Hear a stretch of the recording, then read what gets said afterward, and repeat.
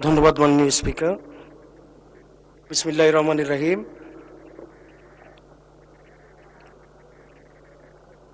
আমার নির্বাচনী এলাকা শেরপুর ২, নকলা ও নালিতাবাড়ী উপজেলা এবং ২টি পৌরসভা নিয়ে গঠিত।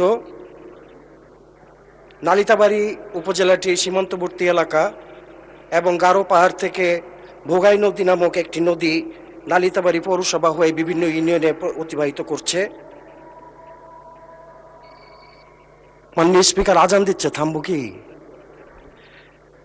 প্রতি বছর ভারী বর্ষণ, পাহাড়ি ঢল ও প্রবল স্রোতে তীব্র ভাঙন দেখা দেয় এবং এই ভাঙনের কারণে অত্যন্ত গুরুত্বপূর্ণ প্রতিষ্ঠান যেমন মসজিদ, মাদ্রাসা, শ্মশানঘাট, মন্দির ইত্যাদি প্রতি বছরই প্রতিনিয়ত বিলীন হয়ে যাচ্ছে নদীর গর্ভে। কমপক্ষে প্রায় 17টি পয়েন্টে নদী ভাঙনের দেখা দিচ্ছে এবং এটি তীব্র থেকে তীব্রতর হয়ে যাচ্ছে প্রতি বছরই।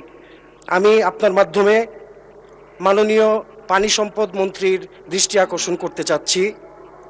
এটি অতীব জরুরি, জনগুরুত্বপূর্ণ বিষয় এবং এটি একটি স্থায়ী সমাধান ব্লক স্থাপনের মাধ্যমে যদি করা যেত তাহলে আমাদের এলাকার জনগণ খুবই উপকৃত হবে।